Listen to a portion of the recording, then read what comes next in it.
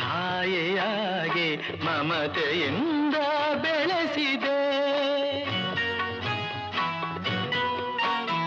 ತಂದೆಯಾಗಿ ತಾಯಿಯಾಗಿ ಮಮತೆಯಿಂದ ಬೆಳೆಸಿದೆ.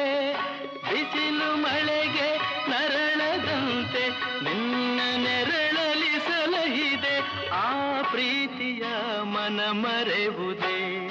ನಿನ್ನ ಕಂಗಳ ಬಿಸಿಯ ಹನಿಗಳು 100 ಕಥೆಯ ಹೇಳಿವೆ.